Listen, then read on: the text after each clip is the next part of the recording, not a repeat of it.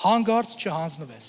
Կապ չունի ինչ խնդիրներով ես անցնում, կապ չունի ինչ իրավիճակներով ես անցնում, ինչ հարձակումներով, միգուցե հիվանդություններով, բայց հանկարծ չհանձնվես,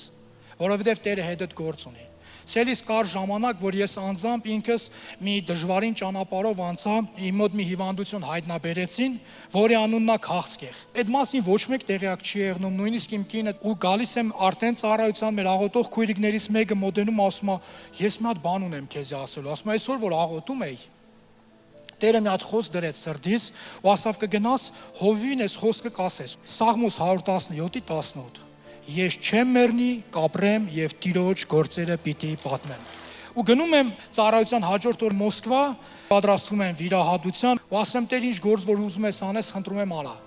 Ես պատրաստ եմ, հես եմ ես, ինձ օգտագործի։ Ահա ես Տեր։ Ու մի երեխայի համար, որ արդեն իր վիճակը շատ ծայրահեղ էր, բժիշկները նույնիսկ չէին էլ ուզում իրեն ստուգեին,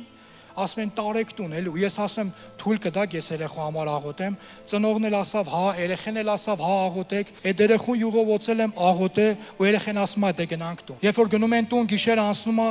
երեխեն Աստծո ներկայությունը վերաբրում է ու ասեմ, երբ որ աղոթում էի Տիրոջ ներկայությունը, այդ վառվող կրակը ես զգացել եմ։ Ու ինքը ծնողին ասում է մամ, ասում արի գնանք բան։ Հիվանդանոց միած ստուգվենք, որովհետև գիշերը իմ հետ ինչ որ բան կատարվել է։ Ու ծնողը ասում է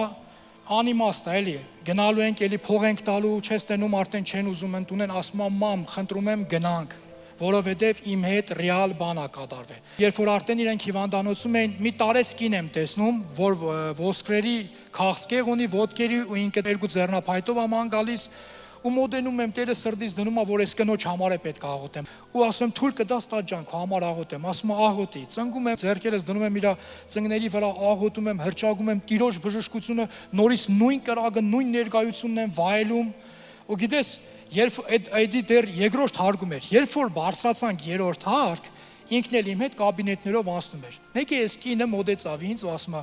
«Լսի, դու ձեռնափայտերս չես տեսե»։ Այն որ աղոթեցիր մտա կաբինետ, հետո ասում է կաբինետներից կաբինետ եմ գնացել երկրորդ հարկում։ Չգիտեմ որ կաբինետում եմ ձեռնափայտերս թողել։ Ասի տաճան, բայց դրանք քեզի պետք են, ասում է պետք չեն։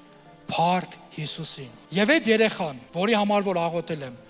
տեսնում եմ այդ երեխային, ասում դուք էլի ստեղ եք, ասում է հա, բայց ես հավատում եմ որ իմ մոտ ոչի բան չկա։ Ու երբ որ իրան նկարում են ինձանից առաջ, մեկ է գիտեք ինչ է կատարվում, այդ բաժանմունքի բոլոր բժիշկները մտնում են, բոլոր բժիշկները գալիս մտնում են այդտեղ, ու այս երեխեն ու մայրը դուրս են գալիս երեխեն ուրախությունով, ծնողը լացելով ասում է ոչ մի բան չկա։